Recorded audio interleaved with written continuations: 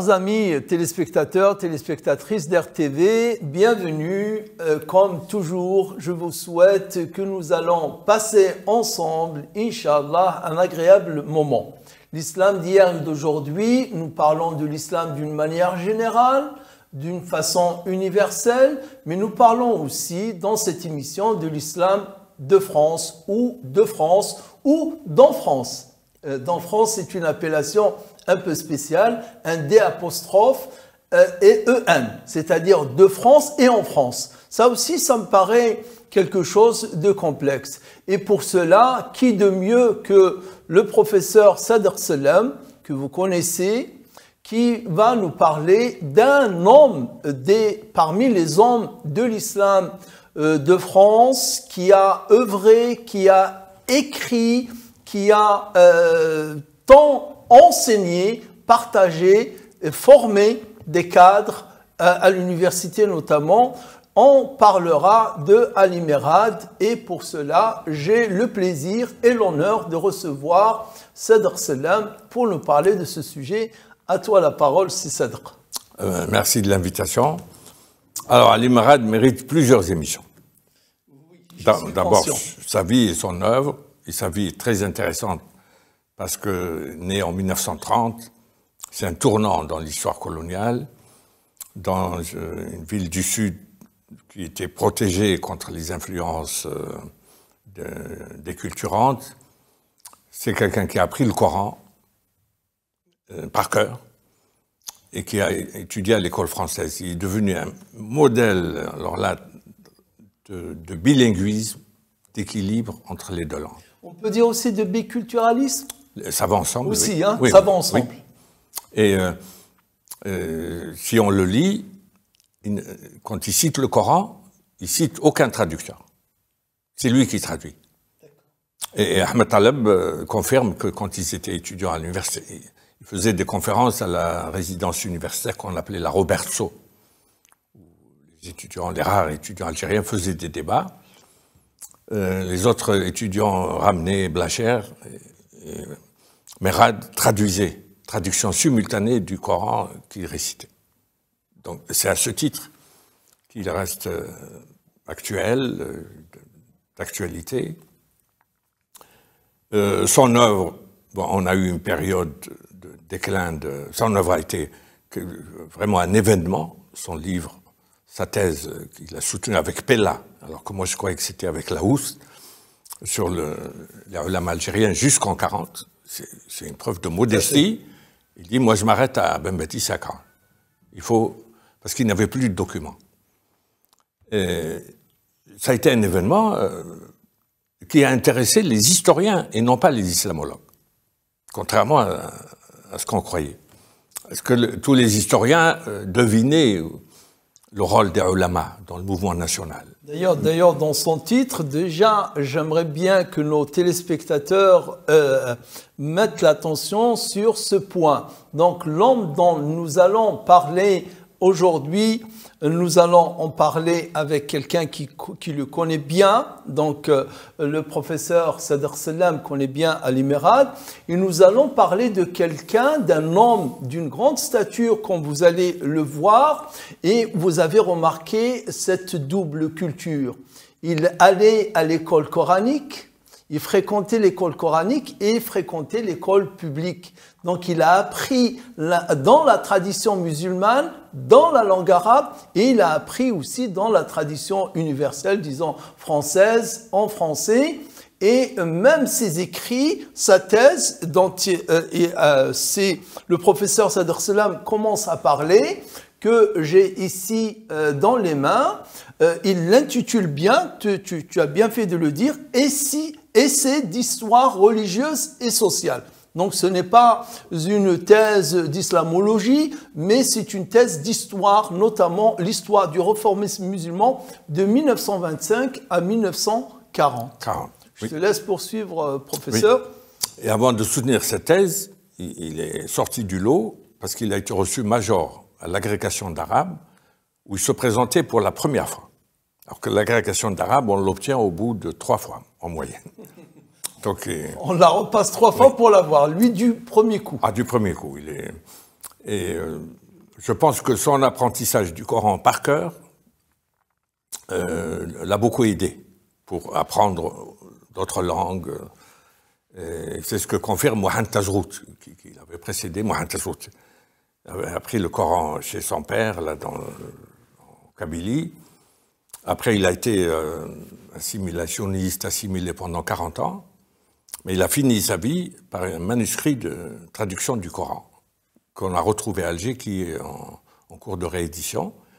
Et il dit c'est l'apprentissage du Coran par cœur qui m'a aidé à apprendre l'allemand et d'autres langues rapidement. Ça a développé en lui... ce qu'on appelle le couplage neuronique, disent les spécialistes. D'accord. Et donc, Merad, dès l'agrégation, il a automatiquement un poste. Il a été nommé au lycée franco-musulman de Ben Akoum, en 56-57. Mais il passe 2 ans, et après, il s'est fait recruter à l'université d'Alger. Parce qu'il avait une collègue, prof d'italien, Lucienne Portier, qui rencontrait à la salle des profs, parce que ça a coïncidé avec Je vous ai compris de Gaulle, de juin. Il commentait brièvement l'actualité, et lui, il citait Ibn Khaltoun, c'était vous êtes fait pour la fac, pas pour le lycée.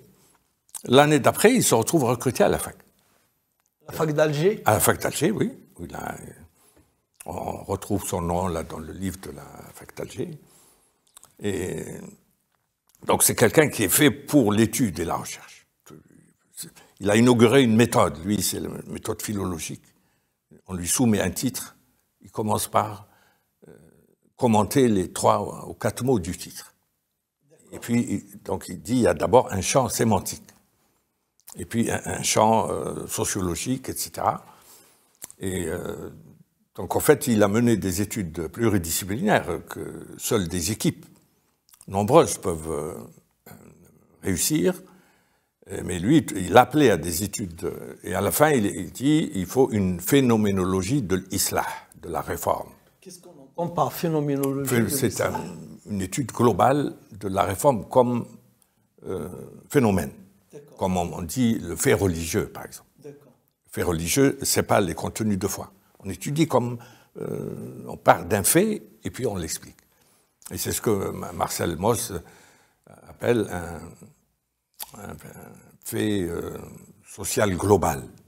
Étant donné un fait social, on peut l'expliquer par plusieurs matières. Tout à fait. Donc, c'est ce que nous remarquons un peu dans sa thèse, le réformisme musulman en Algérie, quand il parle de l'association des oulémas musulmans algériens, des conditions de la naissance de cette association et de quelques années de développement de cette association. On voit qu'il aborde ça de façon globale. Donc, il touche aux différents aspects du sujet. Ah, tout, lui, là, parce qu'il ne sait pas quoi à l'université. Lui, à Harkoun, qui étaient les brillants sujets d'élèves de Pérez et tout, ils ne se contentaient pas de la philologie, de l'arabe, de l'islam arabe. Ils allaient étudier le droit, la sociologie. Ils ont senti que l'islam a besoin de toutes ses sciences sociales pour être étudié. Mais lui, il s'est démarqué d'Harkoun quand Harkoun lui a envoyé son premier livre, avant même la publication de sa thèse, c'est Essai sur la pensée islamique. Où Harkoun Donc Harkoun envoie à El Emirat. J'ai récupéré l'exemplaire dédicacé. Ils étaient vraiment très proches. Ils étaient proches? Oui, très proches. Ils ont eu la grecque en même temps. Ils font partie de la même génération, enfin, de la même promotion. Oui, oui. Mais il s'est éloigné de lui parce que dans un des textes que Merad n'a pas lu, dans les petites revues, dans le livre, il dit il faut lire le Coran comme n'importe quel livre d'adab, comme n'importe quel... Merad a dit non. Alors Merad, il avait vraiment le sens de l'humour. Il lui a envoyé un poème dont j'ai lu, je crois, des extraits à l'hommage qu'on lui a rendu. Des quatrains comme ça. Puis un poème dithyrambique, Et puis après, il lui a dit, je pense que ce poème te suffira, tu n'as pas besoin de compte rendu. D'accord. Donc on peut dire qu'un des points, donc quoi qu'ils sont à peu près, donc ils ont pas le même cursus, ils n'ont pas le même passé, ils n'ont pas eu Ils ont le même cursus, sauf que cursus universitaire. Oui, Merad avait 2 ans de moins que Harkoun. D'accord. L'un est de 1930, l'autre de 1928. D'accord. Mais ils ont le même cursus universitaire, à peu près la même formation, donc le même. Et aussi au niveau de l'université à la Sorbonne, ils ont occupé à. Non, Merad a soutenu avant Harkoun. Ah, Merad a soutenu sa thèse avant Harkoun. Autre spécificité de Merad, son livre est sorti avant sa thèse, un an. D'accord. Oui. Il a publié son livre avant de soutenir sa thèse. Oui. Et là, vu que c'était bon, il lui a dit si tu as un éditeur, vas-y, un an avant la soutenance. Avant la soutenance, ce qui est rare. Oui. En général, on soutient sa thèse. D'où une bévue du regretté Malek Chebel, qui travaillait vite. Il a consacré quelques pages à Merad. Il le fait naître en 1947. Je lui dis, et il cite ce livre qui est de 67. Oui. Je lui dis, à 20 ans, on n'a même pas soutenu une thèse, donc il fallait vérifier. Bon, il travaillait vite, c'était un érudit, mais il y avait beaucoup de fautes comme ça. Et donc, Merad il a fini très rapidement chef de département à l'Université d'études arabes et islamiques à Lyon. Donc, là, nous avons un penseur, un grand penseur, parce que tout le monde connaît Harkoun, Mohamed Harkoun. Harkoun a été hyper médiatisé après. Hyper médiatisé. Oui. Et Ali Merad, il est sous, je dirais, même voire carrément occulté. Il a été occulté volontairement, à cause de la politisation de l'islamologie. Ils ont essayé de... Parce qu'il y avait un déclin de l'islamologie, on a laissé la voie aux politistes, dont la plupart sont sécuritaires, et lui, il était contre violemment contre cette orientation. Et en retour, ils l'ont diabolisé, parce que les premières études sur l'islamisme en Algérie, le fils notamment, on a incriminé l'association des ulama. On a dit, or, on vient d'avoir une thèse, mais excellente, d'un agrégé d'arabe, je crois qu'il est à Paris 13, qui a démontré que le réformisme n'est pas un fondamentalisme. C'est ce que Merad a démontré. La grande ouverture de Cheikh Abdou, de Afrani. Or, lui, il ne s'est pas enfermé, même pas dans l'espace maghrébin. Il a étudié les ulama comme échantillon, dans la mesure où la documentation le permet. Mais il a dit, l'Algérie fait partie d'un tout, c'est le Maghreb, le monde arabe, le monde musulman. Et donc après, il a étudié, mais son article excellent qui doit être diffusé partout, c'est sur la visite du Cheikh Abdou à Alger en 1903. Mais c'est vraiment un modèle du genre, hein, où il insiste sur le fait que Abdou interdit formellement tout recours à la violence pour quelque conflit politique ou théologique que ce soit. Déjà à l'époque, on était à quelle époque là? 1903. 1903. Oui, et le mérite c'est une visite que Ajran, etc., ne connaît pas, ou les historiens, mais lui, il a retrouvé les documents et il insiste là-dessus. On s'arrêtera quelques secondes ici. On est en 1903. Mohamed Abdou, le grand penseur réformiste, islahiste connu mondialement, arrive à Alger en visite. Et notamment dans ce qu'il va prêcher. On connaît le dars qu'il a fait. Le dars, oui. La mosquée, la grande mosquée, parce qu'il savait que tout le monde était là-bas. Il a commenté Surat al-Asr. Il ne peut pas prêcher le djihad. Abdou n'a jamais prêché le djihad. Il savait qu'il y avait un contentieux colonial, mais ce sont les lecteurs du Manar, dont Kamal ibn al-Khouja, de la Kasbah. Kamal ibn al-Khouja était Hazab à la mosquée Safir, je crois. Jamal Safir à la Kasbah. Ou Sidi Ramadan, peut-être. Ils l'ont reçu la veille, ils lui ont dit, Cheikh, il ne faut pas parler de la France, il ne faut pas parler de colonialisme, parce qu'on va nous priver de la revue, par des mesures de représailles. Oui. Ça ne rigolait pas à l'époque. Oui. Donc il a choisi ça. Et donc tous ceux qui connaissent ce dars disent, c'était un mou, c'était un tiède, c'était pas un novembriste, etc. Parce qu'on voit l'histoire à travers les novembristes. Oui. Bon. Mais Merad a récupéré les courriers qu'il leur a envoyés de Sicile, parce que par le bateau, il a fait une escale en Sicile. Donc il a remercié tous les traits qui étaient assez nombreux, de Ben Smaïa, Abdel Halim, Kamal ibn al-Khouja, le cheikh al-Medjawi, etc.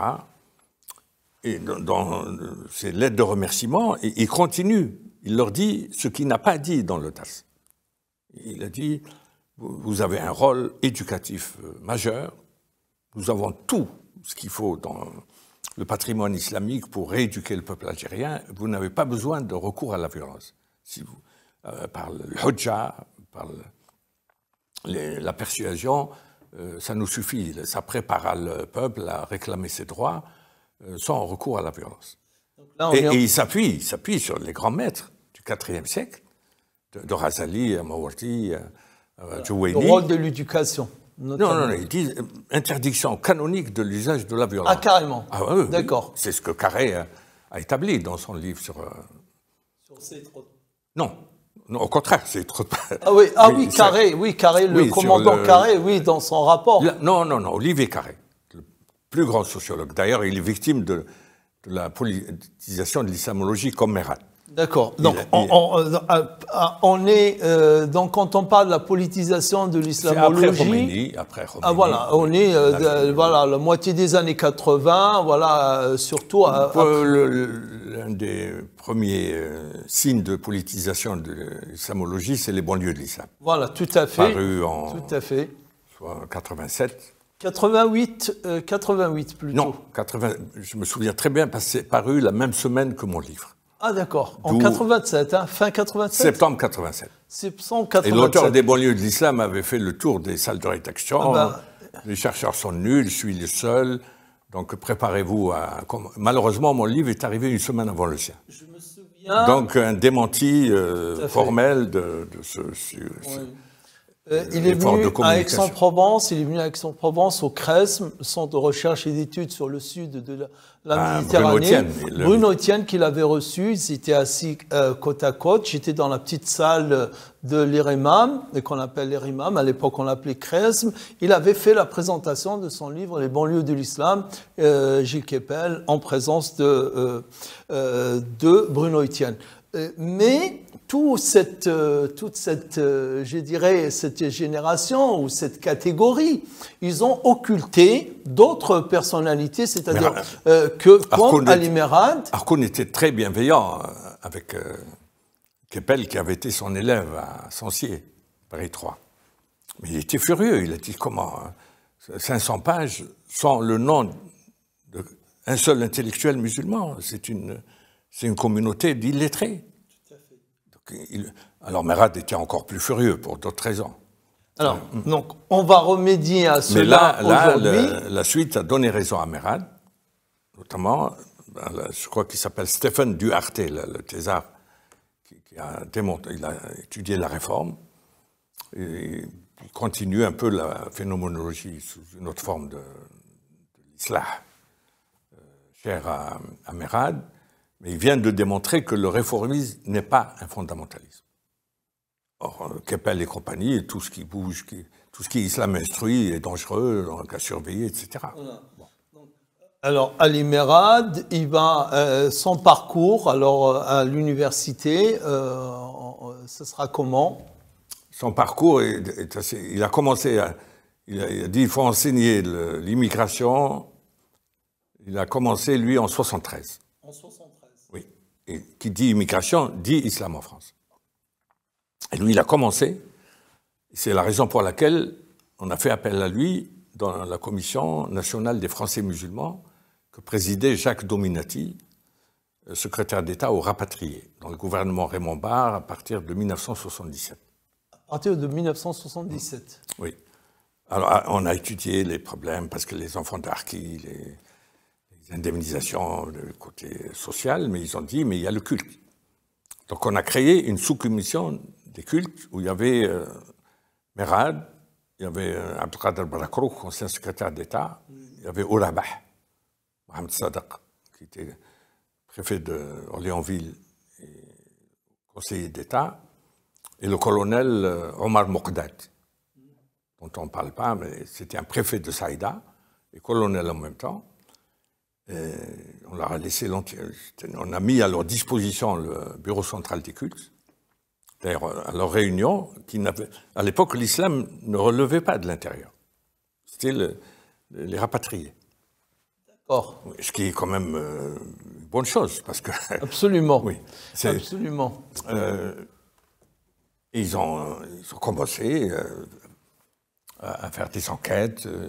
Il y avait des notables de Français musulmans dans toutes les régions, comme je me souviens de Sadr Khorsi, qui était vers Rouen, d'autres encore. Il y avait Ben Zaïd, Rajam Ben Zaïd, qui était inspecteur général des finances, qui n'avait besoin de rien du tout, mais il a dit, nos frères dans les camps de Harki, le gouvernement Giscard a pris disposition. Giscard a envoyé, c'est Merad qui devait conduire la délégation française au pèlerinage, mais il était empêché, donc ils ont envoyé Abdelmajid Turki, qui était dans la commission. J'ai oublié. Abdelmajid Turki aussi. C'est directeur de recherche au CNRS, spécialiste du malikisme, qui se trouve diabolisé maintenant, depuis que les bavardages sur les salafistes, les wahhabites n'ont rien donné. Maintenant, on pointe du doigt le néo-malikisme, je n'ai jamais compris pourquoi. Oui. Le meilleur connaisseur du malikisme au CNRS, c'était Abdelmajid Turki, qui travaillait sous l'égide de Rajvik et Laous. À l'époque, il y avait une symbiose entre musulmans et non-musulmans. Maintenant, le musulman, on l'accepte si lui joue le rôle d'informateur indigène. Sinon, il faut qu'il aille faire du trabandisme ailleurs. Voilà. Donc, ce qui est donc chez Ali Merad notamment, ce qui le ramène à l'université, tu l'as si bien souligné, c'est sa compétence, c'est son excellence. Preuve est que c'est sa réussite à l'agrégation. En plus, c'est quelqu'un qui va montrer son savoir, sa culture, oui, à travers ce qu'il va écrire, notamment sa thèse. Il a écrit aussi dans la collection Que sais-je, un livre sur excellent. 3 excellents livres. Dantin a fait preuve de 8 rééditions. Celui sur la tradition, non? Non, sur l'islam contemporain. L'islam contemporain. Il est parti de Bembadis. 8 fois. Il a été réédité 8 fois. Oui. Le Que sais-je. Même l'édition que j'ai, ils disent 8e édition. 8e édition. Donc il a élargi au mouvement réformateur oriental Afrani Abdou, avec un arrêt sur Afrani à Paris. Il a enseigné, il a trouvé les documents sur Afrani à la rue Martel. Donc il est passé par Paris. Oui, et sa polémique avec Renan. Oui. La polémique avec Renan, elle sert de point de repère. Renan Gâteux a été plus méchant que bête sur l'islam. Or, Afrani n'a pas porté plainte. Il a rédigé une réponse qui a fasciné Renan. Et le recteur de la mosquée de Paris devrait méditer. À son âge, à mon avis, il ne sera jamais comparable à Afrani, mais il devrait s'inspirer de ce précédent. Au lieu d'aller menacer de porter plainte, il faut essayer d'écrire un brouillon, le faire relire par Sifawi, éventuellement. Voilà, donc, lui, il menace de porter plainte. Non.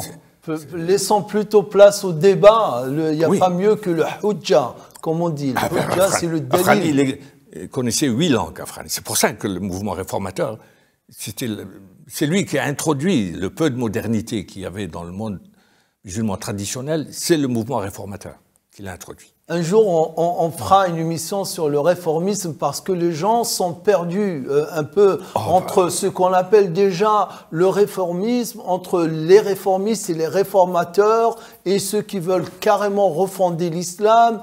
On verra ça. Mais à travers il a élargi à tout le monde musulman. Après Afrani Abdou, il s'est occupé du mouvement réformateur qui avait une grande vitalité en Inde.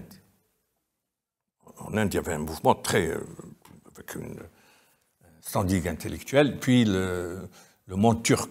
Le dernier livre de Merad, c'est sur le sultan Abdelhamid, où il réhabilite le sultan Abdelhamid, qu'on appelait le sultan de rouge. Il dit non, Abdelhamid était un grand grand homme d'État. C'est dans son livre Le Califat? Non. C'est autre chose. Le califat, lui non. Je pense que le dernier livre, il porte comme titre Le Califat. Non, il y a un autre. Il y a un autre encore. C'est les souvenirs de Sultan Abdelhamid recueillis par son majordome, qui était très instruit, et préfacé par Merad. On a la moitié du livre, c'est la préface de Merad. Donc, il a senti que l'Algérie fait partie de tout un ensemble. Il ne s'enfermait pas dans les limites ou l'al-Qotriya, comme on dit en Orient. Oui.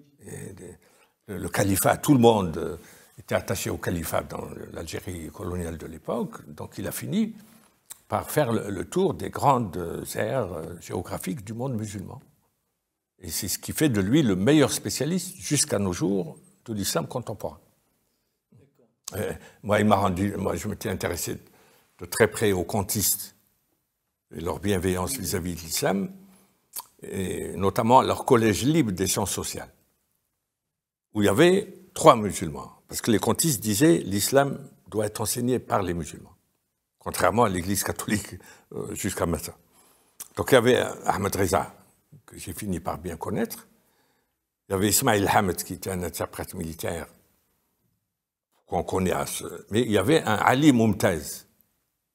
C'est grâce à Merad que j'ai découvert que Ali Mumtaz était un élève d'Ahmed Khan, le grand réformateur de l'Inde, et qui était accueilli par les contistes britanniques à Londres, et qui l'ont recommandé aux contistes de Paris. Ça se passe en 1895, dans le quartier de l'Odéon. Il y avait une fille. Il faudrait écrire peut-être plusieurs volumes sur l'islam en France avant l'immigration ouvrière, qui est la source de toutes les tensions, surtout quand on ajoute les 2 autres I, immigration, intégration, islam, ça donne un mélange explosif qui déchaîne toutes les passions. Donc, pour mettre un peu de raison dans ces passions, il faut remonter au Morisque. C'est pas de la nostalgie, c'est pour tirer la leçon pour aujourd'hui. Et puis la vitalité intellectuelle des contistes musulmans ou des contistes islamisés comme Cherfis, etc. Et donc moi, c'est grâce à Merad, je connaissais le nom de Mumtaz et je trouve une notice biographique, il dit c'est un disciple d'Ahmed Khan. Et nous, aujourd'hui, dans notre émission, on se donne aussi comme but que grâce à toi, grâce à ta présence, nous redécouvrons un homme qui est bien ancré dans la culture, dans la société française, qui va produire de la connaissance sur l'islam que nos jeunes, nos étudiants, au lieu de se perdre à lire, je dirais bien que toute lecture est bénéfique, mais en priorité avant de lire ces politistes politisés, idéologisés. Sécuritaires. Sécuritaires surtout. Hein. Il y en a une au féminin, là. Oui, tout à fait. Tout à fait. On parlera une autre fois. Lire Ali Merad pour donner envie à nos jeunes. Là, comme il a beaucoup publié, les gens qui veulent continuer peuvent aller lire ses livres. Mais nous, la priorité... La priorité, justement, donne-nous une idée des livres. Il a écrit sur le... Les 3 parce qu'il a écrit Ben Badis, commentateur du Coran. C'est un très bon livre, c'est sa 2e thèse. Ensuite, il a écrit le que sais-je, toute sa théorie du tafsir, l'évolution du commentaire coranique. Il n'y a pas que le tafsir, il y a le tafsir, le ta'wil et le tadabbur. C'est vraiment un modèle du genre. Donc, il y a le commentaire, exégèse et méditation coranique, du Coran. Oui, et puis il y a sur le hadith. Donc il met les points sur les i sur la codification du hadith, les doutes un peu excessifs des orientalistes sur qui ont sous l'influence chiite, ils mettent en accusation aussi bien Bukhari qu'Abu Huraira. Et on a un chiite très brillant là, à la Sorbonne qui est à l'origine du Coran des historiens. Moïse. Je ne cite pas les noms. Oui, on a deux. Oui. Deux dangers pour la paix. C'est pas pour tout est permis. Alors, mais le Coran des historiens et la chair la chaire du Coran. L'histoire du Coran, oui. Qui dit que, moi j'ai assisté à la leçon du Coran, il dit le Coran que lisent les musulmans est faux. Texto.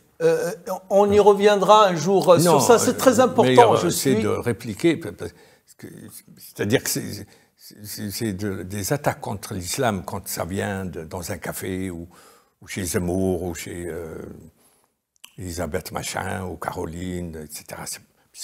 Quand c'est au Collège de France, ça pose un problème. Tout à fait. Je suis tout à fait d'accord. Je connais aussi, parce que moi aussi je suis dans la région parisienne depuis une trentaine d'années. Avant j'étais dans le sud et j'écoute parfois, j'assiste à ces émissions-là. Ce qui me frappe, moi, c'est le double, voire le triple discours qu'ils ont. Je sais à qui tu fais allusion, professeur Sadr, qu'ils ont un discours parfois quand ils écrivent dans leurs livres, dans leurs propres livres, un autre discours dans les magazines et un autre discours quand ils font des petites vidéos, etc.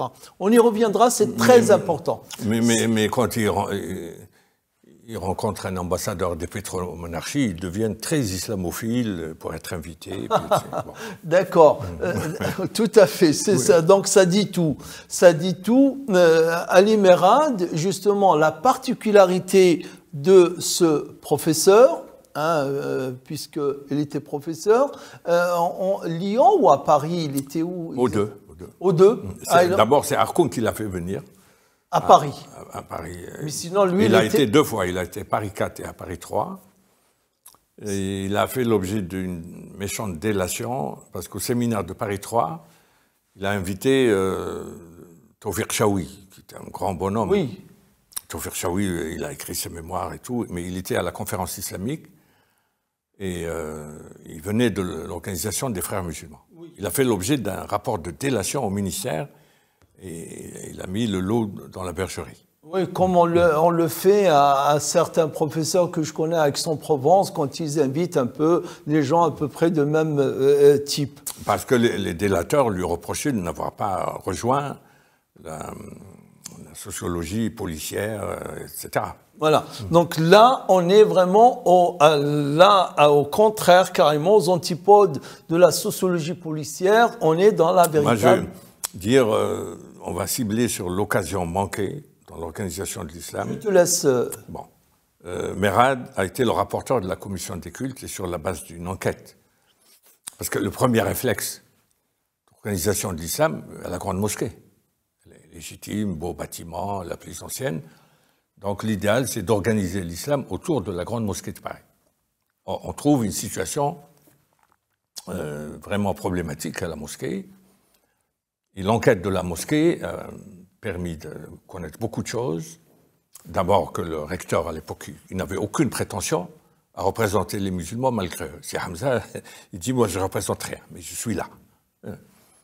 Mais c'est quand même, c'était un grand savoir, Hamza, contrairement... Oui, bien entendu. Oui. Bon.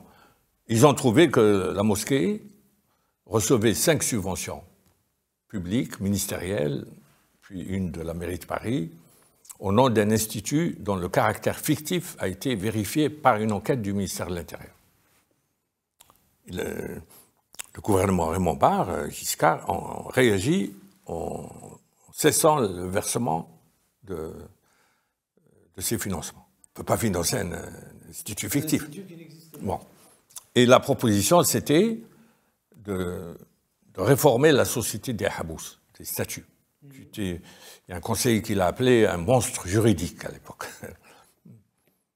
Et de détacher, de séparer l'institut de la mosquée. Giscard avait promis d'aider à la fonctionnement de l'institut, et c'est Merad qui était pressenti pour le diriger. Or, la victoire de Mitterrand a amené les socialistes à déclarer du passé faisant table rase. C'est à ce moment-là qu'on a opté pour le sécuritaire, dont on n'est pas encore sorti entièrement. D'accord. Oui. Donc l'optique, l'angle sous lequel le fait musulman en France est abordé a changé complètement. Oui. Ensuite, lui, bon, il rentre très déçu. Une fois, il m'a cité Ben Badis. Moi, j'étais toujours en contact téléphonique avec lui. Et Puis vient l'affaire Rochety. 89. 81, il y a eu la manif de février 90. Non, 89. Février 89. Parce que le Cheikh Abbas vivait encore. Oui. Quelques mois avant sa mort. Mitterrand lui-même, c'est là où on voit Mitterrand ne dépend ni du bureau central des cultes. Mitterrand, quand il était parlementaire, il lisait Le Monde. Et Merad écrivait souvent dans Le Monde. Il a dit « Je veux voir Merad », qui écrivait sur l'islam. Donc il lui donne... Il dit « Ces jeunes que vous accusez ont besoin de... » Je dis « Mitterrand, bien sûr, faites-nous un rapport. » Il fait son rapport sur le besoin d'un établissement sur l'islam. Et il décrit 3 options. 1, faculté de théologie musulmane à Strasbourg. 2, établissement privé sur le modèle de la Cato, qui a 50% en public comme financement, 50% d'État. Mais il a dit, faites attention, quand on dit financement privé musulman, c'est l'argent qui vient de l'extérieur et qui ramène avec lui des théologies rétrogrades. 3, un établissement qui dépend de l'éducation nationale, mais indépendant des Longso et l'école pratique, où on relance les études sur l'islam. Donc Mitterrand met à l'étude le projet de faculté de théologie musulmane à Strasbourg. Mitterrand était un juriste, un avocat, entouré de... Donc il n'a pas trouvé que c'était illégal. Mais comme il était en conflit avec son ministre de l'Intérieur, à cause de la première affaire Adam qui a succédé au Cheikh Abbas, est arrivé en septembre 89, Jox voulait une concertation pour la nomination du recteur. Et Mitterrand n'a pas insisté, il a laissé venir Adam, et Jox n'était pas content, donc tout ce qui venait de l'Élysée, à la suite de cet affront maintenu secret, qui venait de l'Élysée sur l'islam, était rejeté par l'intérieur. D'où la déclaration de Jox à Strasbourg en 90, le concordat est un résidu de l'histoire qui ne saurait être appliqué à l'islam, ce qui est faux historiquement et juridiquement. Mais c'est parce qu'il y a un conflit entre le président socialiste et son ministre d'État, et c'est les musulmans qui payent. Ali Merad. Moi, Ali Merad, donc là... Il y a un 3e épisode. Oui. Là où j'ai été modestement amené à jouer un rôle. Je me suis retrouvé avec les 2 rescapés de la commission de 77, Ourabah et Barakrouk, dans le bureau de Mochan en septembre 97. On a fait un tour d'horizon. Je n'ai jamais vu un homme qui a une capacité d'écoute aussi grande que Mochan. Il a pris des notes, il a fait un rapport événement. Et puis, Harkoun était assez médiatisé, mais il a dit, mais cette communauté n'a pas qu'Harkoun, qu'est-ce que vous citez? J'ai cité Merad. Ah, c'est qui Merad? J'ai dit, écoutez, il a beaucoup écrit, mais il a un article remarquable, c'est l'article Islah de l'encyclopédie d'Islam, qui a atteint jusqu'à 70 pages. Et Mochan me dit, je vais voir ça ce soir, j'ai l'encyclopédie d'Islam à la maison. C'est une des rares fois où on trouve un socialiste aussi curieux. Et donc, il dit, il faut voir Merad. Il cherche, bon, je sais pas, Godard venait d'arriver, il trouve facilement, et il invite Merad, qui vient exprès de Lyon, dans un restaurant pas loin du ministère de l'Intérieur. Donc, il commande, et puis après, Mochan lui dit, on a un grand projet d'établissement, évidemment, on veut vous consulter, on veut que vous fassiez partie du staff et tout. Question de Merad, qui mettrez-vous dans cet institut? Et Mochan a donné le nom d'un politiste sécuritaire.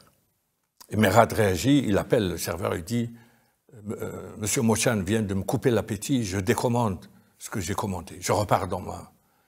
Donc voilà l'effet de la... À ce point, il était comme ça. Absolument. Il a dit, prenez un café. Non, non, je n'ai plus. Même le café, je ne peux pas le prendre. Après avoir entendu ce nom-là, de ce politiste sécuritaire. Ce monsieur devrait tenir compte de cette réaction Merad n'est ni fondamentaliste, ni... Absolument. Mais c'est ce qui est étonnant. Voilà, c'est ce que j'aimerais qu'on voit, qu'on trouve, qu'on touche ici. Donc, nous avons là Ali Merad, un homme qui a été éduqué dans la tradition musulmane, le Coran. Il est dans les écoles de l'association des oulémas. Non. Ah, il n'était pas. Il n'a pas fréquenté les madrasas? Non. Jamais. École coranique, lycée Bugeaud.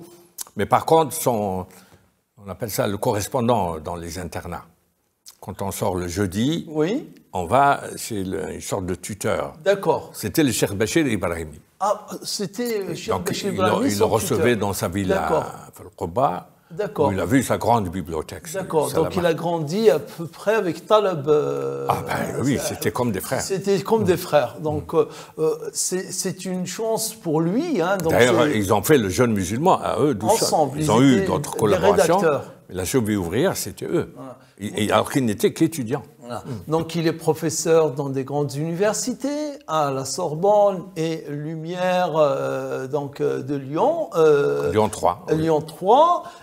Mais il va garder un respect pour la tradition musulmane, pour les hadiths, notamment. Il y a une référence. Le Coran. Il y a une référence.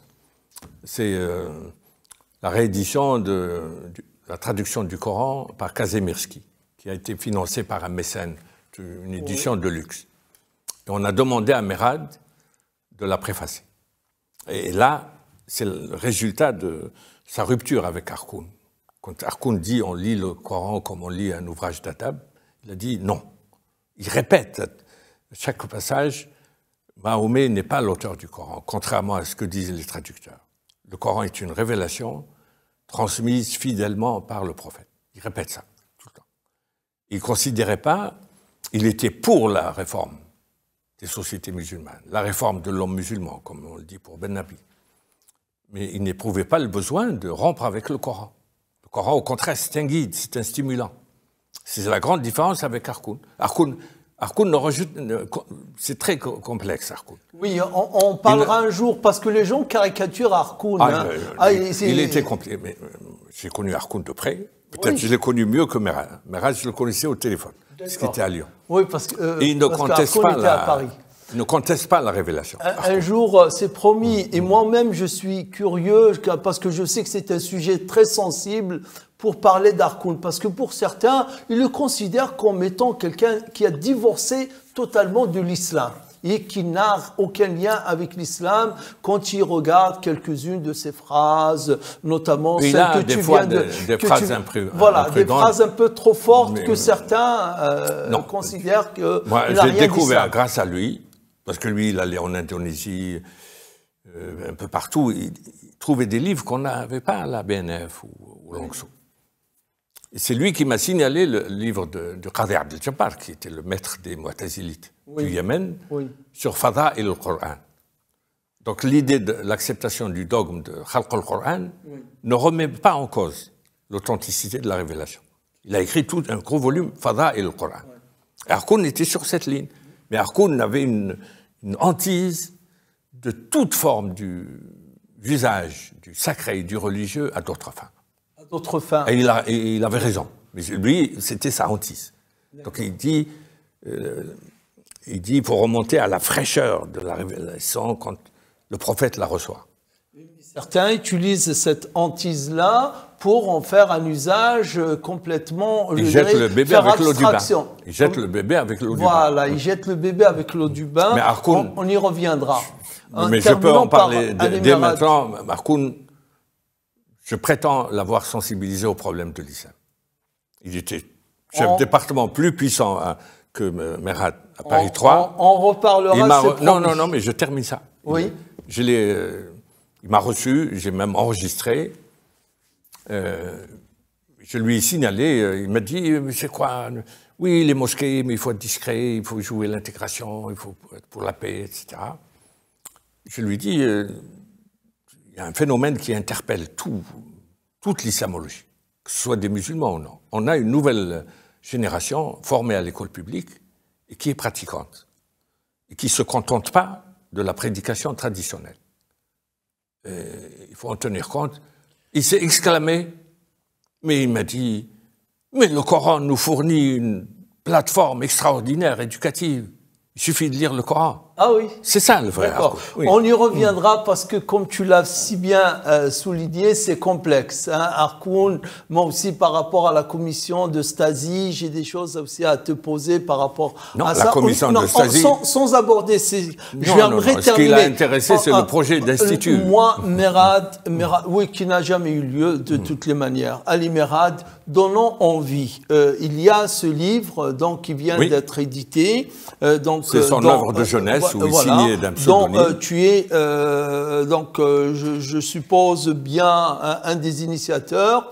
Donc, il y a ce livre qui se trouve, il est abordable pour les jeunes. Notamment, ça parle deux écrits de Ali Merad. Non, moi j'ai signalé, c'est un de mes éditeurs, le titre ne reflète pas. Parce que lui, il avait deux pseudonymes, Mohamed Arab. Tout à fait. Et un autre, là, Taha. Abou Jamil Taha. Oui. Abou Jamil Taha décrit l'idéal coranique. D'accord. Mohamed Arab décrit les problèmes musulmans. D'accord. Et il a utilisé un pseudonyme pour lutter contre le régionalisme. Mohamed Arab. Les gens croyaient que c'était quelqu'un de la Roate. Un Kabyle. Oui. Alors qu'il est de la Roate. Il y avait le culte de la langue arabe, de la poésie, du cheval, etc.